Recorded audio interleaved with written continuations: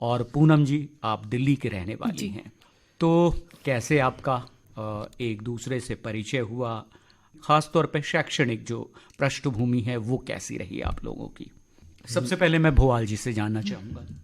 Pankaj sir, सबसे पहले तो आकाशवाणी को शुरू में ही धन्यवाद दे रहा हूँ मैं कि सर्वजन हिताय और सर्वजन सुखाय की जो परिकल्पना है उसे शब्दों के माध्यम से पूरे देश में एक नया आशय प्रदान करने वाली आकाशवाणी में आज आकर और बातचीत के क्रम में जो भी हम हैं वो हिंदी के कारण है। और हिंदी पढ़ने का अर्थ हिंदी में दाना पानी कमाना नहीं, हिंदी के माध्यम से अपने परिवेश के जीवन संदर्भों को और अपने अंदर के जो हीनता है उसको दूर करके अपने अंदर जो आत्मविश्वास जगाना है वो हिंदी का एक बड़ा आशय है। मैं जो अपनी चर्चा शुरू कर रहा हूँ, जो प्रारंभिक अध्ययन है वो रायपुर जिले के अंतर्गत शासकीय जो विद्यालय खोरपा में है वहाँ से शुरुआत हुई और पहली से 5वीं तक भरेंगा में, मैं भरेंगा शासकीय प्राथमिक विद्यालय भरेंगा में पढ़ाई किया। फिर आगे की पढ़ाई के लिए शासकीय विद्यालय पूर्व माध्यमिक विद्यालय 6 की पूरी पढ़ाई के लिए खोरपा आ गया। खोरपा एक ऐसा स्कूल है जो आसपास के बहुत सारे गांवों को जोड़ने वाला स्कूल है। उस समय एक ऐसा स्कूल था, वो अभी भी है। वो अपनी छात्र संख्या के साथ वहाँ पढ़ाई का स्तर भी काफ़ी अच्छा था और हमारे अंदर कभी हीन भावना नहीं होता था कि हम रायपुर जैसे शहर में क्यों नहीं पढ़ पा रहे हैं।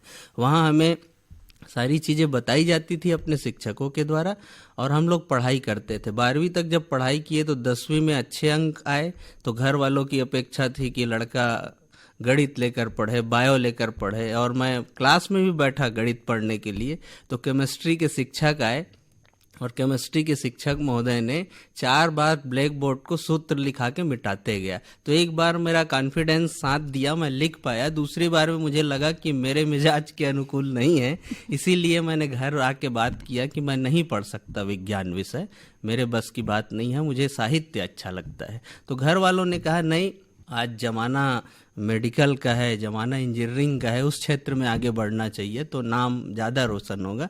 लेकिन मैंने अपनी ज़िद रखी, पिताजी ने उसे समझा। एक शिक्षक का बेटा हूँ और हिंदी और संस्कृत के शिक्षक हैं मेरे पिताजी, और उनके जो संस्कार हैं उसको मैं मतलब हटा के ज़माने के साथ चलाना चाहते थे। लेकिन पिताजी ने मुझे मेरी जो इच्छा थी उसे पूरा किया और मैं आर्ट्स में आ गया। 11वीं में आर्ट्स लेके पढ़ने लगा और आर्ट्स लेके पढ़ने के दौरान मुझे लगा कि हिंदी बहुत करीब का विषय है, दिल के करीब का विषय हिंदी है, तो हिंदी मुझे पढ़नी होगी। तो मैंने आर्ट्स में 12वीं तक किया और अच्छे अंक प्राप्त किए। फिर मैं भाषा सीखना चाहता था तो संस्कृत महाविद्यालय रायपुर में प्रवेश लिया और मैंने प्लेन बीए नहीं करके बीए शास्त्रीय किया और उसमें भी व्याकरण लिया मैंने। और उसके बाद पिताजी की इच्छा थी कि संस्कृत में एमए करे और क्लासिक लैंग्वेज सीखे मेरा जो पुत्र है। लेकिन मैंने पिताजी से कहा कि नहीं पिताजी, अब मुझे हिंदी की अच्छे से पढ़ाई करनी है और देश के श्रेष्ठ संस्थान में पढ़ाई करनी है। तो मैंने पता लगाया तो जवाहरलाल नेहरू विश्वविद्यालय नई दिल्ली, दिल्ली विश्वविद्यालय की पढ़ाई के बारे में, क्योंकि जो पुस्तकें पढ़ते थे वहाँ के प्रोफेसर्स, विद्वान प्रोफेसर्स लिखे हुए थे, नामवर जी, नामवर सिंह जी, विश्वनाथ त्रिपाठी सर, कृष्णदत्त पालीवाल सर, तो जिनकी पुस्तकें पढ़ा करते थे उनसे मिलने का अवसर मिलेगा, उनसे पढ़ने का अवसर मिलेगा, इनको लेके मन में काफ़ी उत्साह था। तो मैंने प्रवेश परीक्षा दिया और प्रवेश परीक्षा के माध्यम से मेरा चयन हो गया दिल्ली विश्वविद्यालय में और मैं रायपुर से अब दिल्ली पहुंच चुका था। और जिस दिन दिल्ली पहुंचा उस दिन 1 जुलाई था और उस दिन दिल्ली पहुंचने के बाद फिर वहां मैंने प्रवेश लिया हंसराज महाविद्यालय में। दिल्ली विश्वविद्यालय का एक प्रतिष्ठित कॉलेज है और वहां आकर फिर एक नया माहौल मिला। फिर मेरी पढ़ाई वहाँ से मैंने एमए किया, फिर हिंदी डिपार्टमेंट दिल्ली विश्वविद्यालय से एमफिल किया मैंने और उसके बाद पीएचडी मैंने वहीं से संपन्न किया और उसी दौरान नेट की परीक्षा भी मैंने पास किया और उस बीच छत्तीसगढ़ पीएससी की वैकेंसी आई और मैं असिस्टेंट प्रोफेसर बन गया। तो फिर घर वालों की जिद थी कि अब आप घर आइए और यहाँ हिंदी का अध्यापन करिए। तो मेरी पहली पोस्टिंग दंतेवाड़ा मिली और 5 वर्ष मैंने वहाँ काम किया। फिर मेरा ट्रांसफ़र हुआ भखारा, ग्रामीण अंचल में मेरी पोस्टिंग हुई। तो अभी मैं शासकीय महाविद्यालय भखारा में कार्यरत हूँ सर। पूनम जी, आप तो दिल्ली की रहने वाली हैं। जी जी। आपकी पूरी पढ़ाई वहाँ पर हुई है। जी हाँ जी। है ना? जी। तो आपके जो अनुभव रहे हैं हिंदी को लेकर वो जी। कैसे रहे? ये पहले तो बहुत बहुत धन्यवाद सर, पंकज सर आपका और रायपुर आकाशवाणी कि मेरे लिए बहुत ही स्पेशल डे है कि आज मैं यहाँ हूँ और आप सबके साथ एक वार्तालाप यहाँ चल रहा है। मैं बहुत ही शॉर्ट में इन चीज़ों को कहना चाहूँगी क्योंकि मुझे लगता है विषय थोड़ा सा हमारा अलग है। ये मेरा जो रहा था सफ़र हिंदी को लेके, हिंदी भाषा को लेके, बहुत ही इंटरेस्टिंग था। जैसे भुआल जी ने बताया कि उनका इंटरेस्ट हिंदी में था, मेरा नहीं था। मैंने इंटरेस्ट को बाद में बनाया और मैं दिल्ली के एक गांव से हूँ। मेरे पिताजी शिक्षा विभाग में थे तो उनका हमेशा से एक था कि लड़कियों को पढ़ना चाहिए। उन्होंने, क्योंकि हम बहनें ज़्यादा थी तो पढ़ाया। जब वहाँ से चीज़ें शुरू की तो वहाँ पे जो सबसे चीज़ जो पहले मैंने फेस किया कि इंग्लिश ऑनर्स के बच्चे होते थे और हिंदी ऑनर्स के बच्चे होते थे। तो बच्चों में एक हीन भावना होती थी। ये मैं दिल्ली यूनिवर्सिटी की बात बता रही हूँ कि हिंदी मीडियम बच्चा मतलब you are a low level and I am from English medium, तो मतलब मेरी क्वालिटी आपसे ज़्यादा है। हम लोगों में कई बार डिबेट भी होती थी तो ये चीज़ बड़ी खलती थी। तो वहाँ से एक चीज़ मेरी टीचर ने सिखाया जो मैं यहाँ पे अपने श्रोताओं को भी बोलूँगी कि भाषा आपका गर्व बनना चाहिए, लेकिन आपकी भाषा क्या है उसे समझाने के लिए कन्या भाषा का सहारा लेना पड़ेगा। दूसरी चीज़ सीखी कि आपको अपनी भाषा का ज्ञान होना चाहिए लेकिन उसके साथ लोक भाषा का ज्ञान भी होना चाहिए, क्योंकि आप सिर्फ हिंदी को नहीं पढ़ रहे, आप उस पूरे भारत को पढ़ रहे हो जो भारत पूरा गांव में बसता है। फिर इसके बाद तीसरा चैलेंज था कि हिंदी पढ़ने के बाद आखिर में रोजगार कैसे होगा। तो मुझे मेरे एक सीनियर ने, जब मैं एमए कर रही थी उस समय एमए में मेरी और भुआल की मुलाकात हुई है। मैं देखती थी ये पढ़ने वाले, ये लोग पढ़ते रहते थे। दिल्ली के कल्चर में प्रोडक्टिवली पढ़ाई होती है, ये लोग रिसर्च वाली पढ़ाई करते थे। इनके हाथ में मोटी किताबें होती थी। हम लोग को लगता था कि अरे मोटी किताब भी वही बताएगी जो एक पतली किताब बताएगी, तो हम लोग उस माइंड के थे। तो ये चीज़ें बड़ी अलग थी जो एक दूसरे को मतलब अट्रैक्ट भी करती थी। जैसे तुम ये किताब पढ़ो, तो बहुत सारी चीज़ें इन लोगों से भी जानी। अब कंपटीशन क्या होता है, एक हिंदी मीडियम का बच्चा यूपीएससी की तैयारी करता है, पहली बार शब्द मैंने यहीं से सुना। अब भुआल जी, आपसे जानना चाहूँगा कि आपका जो सफ़र था रायपुर से दिल्ली तक का, छोटी जगह से हम जाते हैं दिल्ली जैसे शहरों में तो शहर हमें बहुत बड़ा दिखाई देता है और ऐसा लगता है, एक धारणा सी हम बनाकर चलते हैं कि यहाँ रहने वाले जो लोग हैं वो सारे ही लोग हमसे ज़्यादा प्रतिभाशाली होंगे, बुद्धिमान होंगे। फिर यदि हम हिंदी को अध्ययन का एक विषय बनाते हैं तो वहाँ पर आने वाले जो चैलेंजेस हैं वो हमारे सामने क्या होते हैं? एक बड़े शहर में जब पहुंचते हैं तो बड़े शहर के कैंपस में जब प्रवेश करते हैं तो उस परिसर में प्रवेश करने के साथ हमारे साथ एक आत्मविश्वास इस चीज का होता है कि हम एक व्यक्ति के तौर पर उस कैंपस में नहीं पहुंच रहे होते हैं, उसके साथ हमारा पूरा परिवेश उस कैंपस में पहुंच रहा होता है। मैं एक व्यक्ति की तरह दिल्ली विश्वविद्यालय के कैंपस में नहीं जाता था। जब मैं वहां प्रवेश किया तो मेरे अंदर रायपुर शहर भी मेरे साथ चल रहा था और छत्तीसगढ़ भी चल रहा था और मुझे गर्व होता था कि मैं उस शहर का हूं जहां का हबीब तनवीर है। मैं उस शहर का हूं जहां बैठकर कामता प्रसाद गुरु ने हिंदी का व्याकरण लिखा था और मैं उस शहर का हूं जहां मुकुटधर पांडे जी ने छायावाद के प्रवर्तन के लिए कुर्री के प्रति लिखा था। तो ये जो छोटे छोटे कॉन्फिडेंस थे, जो लोग से उठे हुए कॉन्फिडेंस थे, वो मेरे अंदर एक आत्मविश्वास जगाता था कि मेरा भी एक बैकग्राउंड है, एक समृद्ध संसार है। सबसे बड़ी चुनौती जो मुझे लगता है पंकज सर, जैसे ही हम छत्तीसगढ़ से बाहर जाते हैं तो हमारे छत्तीसगढ़ की जो धरती है, दया और माया की धरती मैं कहता हूँ बार बार, तो हम लोग कभी बाहर जाना उस तरीके से पसंद नहीं करते जिस तरीके से उत्तर प्रदेश और बिहार के विद्यार्थी संभावनाओं की तलाश के लिए बड़े शहरों की ओर आते हैं। हम लोग यहीं जो कुछ हमारे कैंपस में, यहाँ के परिसर में हमें मिल जाए उससे हम संतुष्ट हो जाते हैं। तो सबसे पहले अपने प्रिय श्रोताओं को, युवाओं को मैं ये कहना चाहूँगा कि वो अपने अंदर जो होम सिकनेस है, गृह के प्रति, अपने छत्तीसगढ़ के प्रति लगाव अच्छी बात है, लेकिन इतना ज़्यादा लगाव अच्छी बात नहीं है कि हम बाहर निकलने से डरने लगे। वहाँ असाइनमेंट्स दिए जा रहे थे और उन असाइनमेंट में हमारे शिक्षक की अपेक्षा होती थी कि क्लासरूम टीचिंग में हमने जो पढ़ाया है वो चीज़ें भी नोट्स में आनी चाहिए, साथ ही जो उस कवि से या उस साहित्यकार से संबंधित रेफरेंस है वो भी जो असाइनमेंट है उसमें दिखाई देनी चाहिए।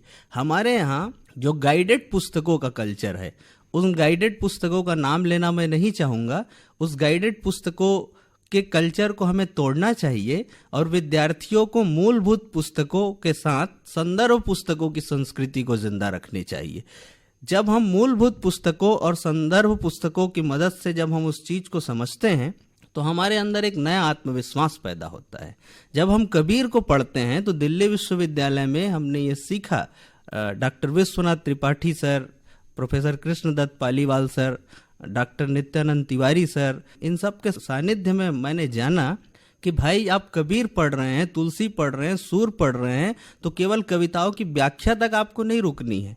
अगर आप सूरदास को पढ़ते हैं तो सूरदास को पढ़ते हुए आपको आचार्य शुक्ल ने हिंदी साहित्य के इतिहास, जो हमारे सबसे मूलभूत किताब है, उसमें क्या लिख रहे हैं, सूर के प्रति उनकी क्या सोच है, उसको आपको जाननी चाहिए। आप भक्ति आंदोलन पर जो काम हुए हैं, लोगों की किस तरीके की सोच है वात्सल्य को लेकर, श्रृंगार को लेकर, कृषक समाज को लेकर, जिसकी बात भक्ति आंदोलन में या भक्ति काल की कविताओं में होती है, वो किस तरीके का समाज था और उस दौर की कविता किस तरीके से हमारे दौर के साथ जुड़ती है और हमें किस तरीके से हमारे अंदर एक नया आत्मविश्वास, एक नया प्रकाश भरता है। तो हमें वहां जाकर हमने जाना कि हिंदी भक्ति काल के केवल समय सीमा में बंधा हुआ विषय नहीं है, उस समय सीमा का अतिक्रमण करके हमारे समकालीन समय में भी उसकी प्रासंगिकता है। कबीर को पढ़ते हुए शिद्दत से वहां समझ आई कि आप कबीर को पढ़ रहे हैं तो कबीर की कविताओं को समझने के लिए आपको हजारी प्रसाद द्विवेदी की पुस्तक कबीर तक जानी होगी, आपको भक्ति आंदोलन से संबंधित कुछ लेख पढ़ने होंगे, आपको पुरुषोत्तम अग्रवाल जैसे जो नए स्कॉलर्स, प्रोफेसर्स काम किए उसे भी जानना होगा।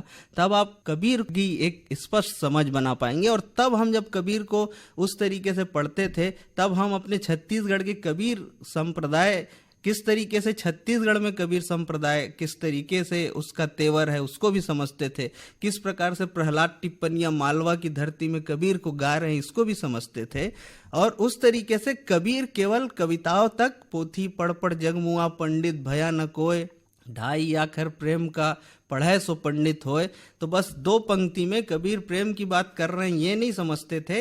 वहां उस चीज का अतिक्रमण करके आज के दौर में प्रेम कितना जरूरी है, हम समय के साथ मुठभेड़ करना, अपने समय को स्पष्ट ढंग से देखना सीख रहे थे। हम कविताओं को मात्र व्याख्या तक सीमित नहीं रख के हमारे समय से संवाद कराने वाली विधा के रूप में पढ़ रहे थे उस कैंपस में। जी, आप दोनों से बात करना बहुत ही रोचक लग रहा है। श्रोताओं, इनसे मिलिए कार्यक्रम में पुनः एक बार आपका स्वागत है। और आज इस कार्यक्रम में हमारे मेहमान हैं पूनम सिंह जी और साथ ही साथ भोआल सिंह जी, जो कि हिंदी के असिस्टेंट प्रोफेसर हैं। पूनम जी, अब हम आपसे ये जानना चाहेंगे कि आप दिल्ली से हैं, दिल्ली से जब आप लौटकर छत्तीसगढ़ आती हैं जी, तो हमारा छत्तीसगढ़ आपको कैसा नज़र आता है? ख़ास तौर पे हम यहाँ पर शिक्षा की बात करना चाहेंगे, एजुकेशन को लेकर बात करना चाहेंगे। बहुत बड़ा अंतर पाती हूँ सर। जब मैं दिल्ली से यहाँ रायपुर आती हूँ तो मुझे यहाँ पे बहुत खामियां नज़र आती हैं। वो सुविधाएं या फिर वो जो संदर्भ हैं, संदर्भ सिर्फ किताबों के मतलब में नहीं, वो संदर्भ में एक शिक्षक के रूप में, एक पाठक के रूप में या एक माहौल के रूप में मैं यहाँ कहना चाहूँगी, वो उस चीज़ की यहाँ कमी है। उसके पीछे एक रीज़न क्या हो सकता है कि लोगों में रुचि ना होना, लोगों में उन चीज़ों की जागरूकता ना होना, लोगों को एक डर, जैसे कि उन्होंने अपना बताया कि लोग बाहर जाना नहीं चाहते JNU DU जामिया, तो उसमें कहीं ना कहीं जो यहाँ के माता पिता हैं, क्योंकि नो डाउट यहाँ के लोग बहुत अच्छे हैं, बहुत सॉफ्ट हैं। मैं यहाँ एक तो यूनिवर्सिटी से गई तो मैंने कॉम्प्लीमेंट भी दिया कि दिल्ली में थोड़ा हार्ड बोलते हैं हम लोग, थोड़ा सा जल्दी गुस्सा भी आ जाता है, लेकिन यहाँ के लोग बहुत अच्छे हैं, सॉफ्ट बोलते हैं, आप चाह के भी नहीं लड़ सकते। मतलब मेरा भी एक्सपीरियंस ये है सर, मैं सच बताती हूँ, मीठा बोलते हैं। दिक्कत कहाँ आती है कि लोगों में डर होता है, क्योंकि यहाँ लोग जो अपनी संस्कृति के लिए बहुत ज्यादा ना एक चुंबक की तरह जुड़े हुए हैं, और ये बहुत अच्छी चीज है। कल ही हम लोग बातचीत कर रहे थे, जैसे कि एक फेलोशिप की बात थी, तो यकीन मानिए कितनी दंतेवाड़ा से लेकर रायपुर तक की यूनिवर्सिटी में हमने सर्च किया कि हमें एक असिस्टेंट प्रोफेसर की जगह एक एसोसिएट प्रोफेसर चाहिए। सर यकीन मानिए हमें प्रोफेसर का नाम सूझा ही नहीं हिंदी में, तो ये कमी है। वहीं हम दिल्ली में जाएंगे तो हर कॉलेज में आपको ये कमी क्यों है? लेकिन ये कमी शिक्षा विभाग की भी कमी है कि आप एक प्रोसेस को सीरियस नहीं ले रहे हैं, आप उन चीज की उन्नति, प्रगति या फिर उस विभाग के बारे में चर्चा करना नहीं चाहते। भुआल जी, इसी विषय पर हम आपका नजरिया जानना चाहेंगे, क्योंकि आपकी पैदाइश छत्तीसगढ़ की है और काफी लंबे समय तक आप दिल्ली में रहे हैं। आप यहाँ शिक्षा व्यवस्था को लेकर दूसरे राज्यों से यदि हम छत्तीसगढ़ की तुलना करते हैं तो क्या चीज आपको ऐसी नजर आती है जिसे सुधारने की जरूरत आप महसूस करते हैं? जो व्यवस्था मिली हुई है उस व्यवस्था में क्या हम श्रेष्ठ कर सकते हैं उस पर कंसंट्रेट करना चाहिए, और हमारे अंदर जो बेस्ट है उस पर हमें काम करना चाहिए। मुझे ऐसा लगता है जैसे जो शिक्षक गण हैं वो यहाँ पर उस तरीके का ओरिएंटेशन प्रोग्राम हो जिसमें शिक्षक अन्य यूनिवर्सिटीज़ के प्रोफेसर्स को सुने, और जो संसाधन उपलब्ध हैं यहाँ पर उन संसाधनों की उपलब्धता के साथ अगर बच्चे केवल पुस्तक संस्कृति से ही जुड़ जाए, बार बार युवाओं से और जितने भी शिक्षा से जुड़े व्यक्ति हैं, शख्सियत है, उन सबसे मेरा यही अनुरोध है आज के इस कार्यक्रम में कि हम अपने विद्यार्थियों को पुस्तक संस्कृति से जोड़ें, क्योंकि इलेक्ट्रॉनिक जितने भी माध्यम हैं वो क्षिप्र माध्यम होता है, गतिशील माध्यम होता है। अगर आप कंप्यूटर की स्क्रीन पर कोई चीज़ देख रहे हैं तो उस स्क्रीन को रोक कर पेन से अपने विचार नहीं लिख सकते, लेकिन जब आप पुस्तक पढ़ रहे हैं, अच्छी पुस्तकों से आप विद्यार्थियों को जोड़ रहे हैं, तो आप रुक कर उन पुस्तकों पर विद्यार्थी अपने विचार लिख सकते हैं, उनसे आत्मीय रिश्ता उनका हो सकता है। गुलजार साहब याद आ रहे हैं, वो कहते हैं कि किताबें झांकती है बंद अलमारियों के शीशे से, महीनों अब मुलाकातें नहीं होती। सफदर साहब भी कहते हैं कि किताबें कुछ कहना चाहती है, तुम्हारे पास रहना चाहती है। किताबों में रॉकेट का राज है, किताबों में बम की आवाज़ है, किताबों में नदियाँ गुनगुनाती है, किताबों का बहुत बड़ा संसार है। क्या तुम इसमें नहीं जाना चाहोगे? तो किताबें कुछ कहना चाहती है, तुम्हारे पास रहना चाहती है। तो हमारे मानवीय भावनाओं का दर्पण होता है पुस्तकें। मुक्तिबोध की एक लाइन है कि आदमी को खरा होना चाहिए। जो भी विषय है उनमें सब में संभावनाएं हैं। हम इस कार्यक्रम के माध्यम से आप हिंदी पढ़ें ये कहना नहीं चाहते हैं। आप अगर हिंदी भाषी हैं और कोई भी विषय आप पढ़ रहे हैं, चाहे इतिहास पढ़ रहे हैं, समाज शास्त्र पढ़ रहे हैं, भूगोल पढ़ रहे हैं, कोई भी विषय पढ़ रहे हैं, तो अपने आत्मविश्वास को मजबूत रखिए। आप जिस विषय को पढ़ना चाहते हैं आगे भविष्य के लिए, उसमें कितना बेहतर कर पाते हैं ये आप तय कीजिए, और बेहतर करने के लिए उस विषय की पढ़ाई सबसे बेहतर कहाँ होती है इसे आप जानिए। अब आप देखिए कि पीजी की कक्षाएं या पीजी की पढ़ाई बहुत सारे कॉलेजेस में होती है, लेकिन 2 प्रोफेसर 3 प्रोफेसर पढ़ा रहे हैं पीजी की पढ़ाई, उतने 4-4 सेमेस्टर हैं, आपके 16 पेपर हैं। उसी को अगर आप केंद्रीय विश्वविद्यालय में पढ़ते हैं, आप कहीं नहीं जा सकते तो कम से कम सेंट्रल यूनिवर्सिटी गुरु घासीदास केंद्रीय विश्वविद्यालय बिलासपुर जाकर देखिए, आसपास की केंद्रीय विश्वविद्यालय हैदराबाद केंद्रीय विश्वविद्यालय, आसपास के विश्वविद्यालय जा सकते हैं। वहां जब आप जाएंगे तो आपको एमए में ही कम से कम 10 से ज़्यादा प्रोफेसर मिलकर पढ़ाएंगे, और अधिकांश प्रोफेसर्स जो होंगे उस विषय का उस प्रश्न पत्र का वो विशेषज्ञ होगा। तो आपको जाना चाहिए। पूनम जी, अंत में हम आपसे ये जानना चाहेंगे कि जिस तरह से दुनिया बदल रही है, हम देखते हैं कि विषयों का एक अंबार सा है हमारे सामने। यदि हम करियर चुनाव की बात करें, समय को देखते हुए विषय लगातार बढ़ते जा रहे हैं। हम आपसे ये जानना चाहेंगे कि जो ऐसे विषय हैं जिनकी तरफ थोड़ा सा कम ध्यान दिया जा रहा है, और ऐसे विषयों में हिंदी की बात मैं करना चाहूँगा जी, वहाँ पर क्या कुछ अच्छा किया जा सकता है यदि बच्चे की रुचि है तो? सर बिल्कुल बहुत बेहतरीन किया जा सकता है, और इसमें क्योंकि गवर्नमेंट को एज ए स्टूडेंट अगर वो कोई भी तैयारी कर रहा है तो उसको वो एजुकेशन फ्री कर देनी चाहिए, ताकि पेरेंट्स पे एक बर्डन ना आए कि भाई मैंने आपको 12th तक, ग्रेजुएशन तक या एमए तक ये स्टडी कराई है, तो पेरेंट्स अपनी एक सेविंग रख सकता है उसकी एक अन्य स्टडी के लिए। बाहर क्या होता है कि एजुकेशन फ्री है, इसमें क्या है कि स्टेट को अपने अपने इनिशिएट लेने पड़ेंगे, हर स्टेट को अपनी एक पॉलिसी बनानी पड़ेगी, और वो जब स्टेट टू स्टेट चीज़ें अपर होंगी, ऊपर बढ़ेंगी, तभी भारत आगे बढ़ेगा। भोपाल जी, कोई ऐसी बात जो छूट रही हो जिसे आप कहना बहुत ही मुनासिब समझ रहे हो? हिंदी की संभावनाओं पर बात हो रही थी। कुछ पक्ष है, हिंदी स्नातकोत्तर के बाद, पीजी के बाद विद्यार्थी अगर चाहे तो राजभाषा अधिकारी भी बन सकता है, अनुवादक भी बन सकता है, यूपीएससी की परीक्षा में एक विकल्प के तौर पर भी हिंदी का चयन कर सकता है, राज्य लोक सेवा आयोग की परीक्षाओं में भी हिंदी और निबंध का जो पक्ष है वो काफ़ी इम्पोर्टेंट पक्ष हो जाता है। बीएड करने के बाद शिक्षा के क्षेत्र में भी शिक्षक केंद्रीय विद्यालय में देखते हैं तो पीजीटी, टीजीटी, पीआरटी, और उच्च शिक्षा की तरफ जाते हैं तो असिस्टेंट प्रोफेसर का सफ़र भी वो तय कर सकता है। रिसर्च की दुनिया में भी पीडीएफ से लेकर और भी जनता है, और एक ऐसी जनता है जो जीवट जनता है, किसान जनता है, पसीने की बूंद को गंगा जल से पवित्र मानने वाली जनता है। तो ऐसी जनता का अगर साथ है, ऐसी जनता की जिजीविसा है, तो हिंदी कैरियर एक छोटा सा पक्ष है सर, जिस पे हम लोग चर्चा कर रहे थे। हिंदी एक अस्मिता है, और त्रिलोचन के शब्द मुझे याद आते हैं कि सूनापन हो या निर्जन हो, पथ पुकारता गत स्वन हो, पथिक चरण ध्वनि से दो उत्तर, पथ पर चलते रहो निरंतर।